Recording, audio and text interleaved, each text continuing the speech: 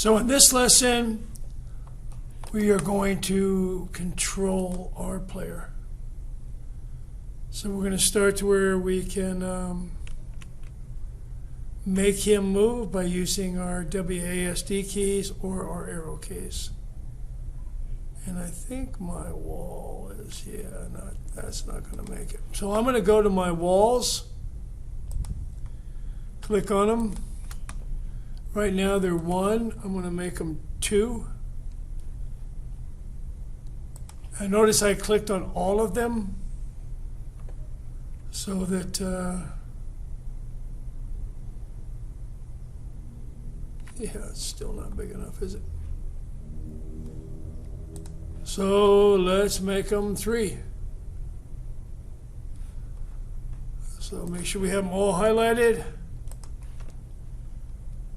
And I'll make them 4.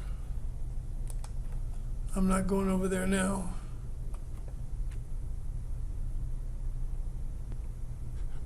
Nope. Okay, so let's look at that script to do that. Now we're going to go through this in greater detail, but brand new script. We know what this is. This is a variable to control the speed of our movement. So we already know how to do that. In this case, we're going to get the rigid body that's on our player. We need to go ahead and make a variable for that because we're going to use it. We need to get the rigid body as soon as the game starts so that we can move it. So we're going to get the rigid body when the game starts. We're creating a variable called RB, and then when the game starts, we're getting that rigid body. And then we're going to, we created 2 variables now. You can see them. We only created them in void update, not up here, because we're only going to use them in this section, only in void update.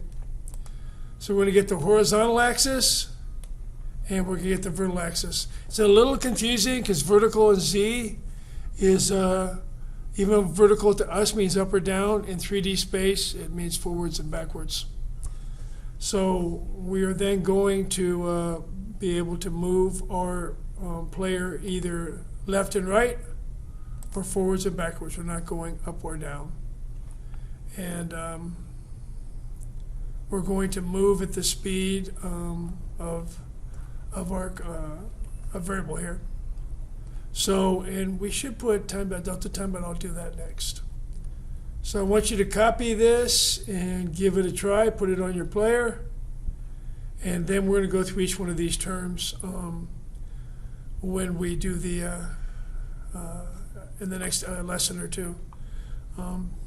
Basically, we're just getting the player's position, which would be its current vector 3, which is its X, Y, and Z position, and then we're going to calculate a new position as we hit our left, right, and up and down arrows. So again, when my player plays, I can either hit the arrows or WASD.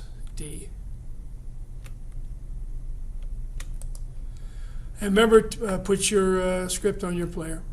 So let's get that typed, see if we can get our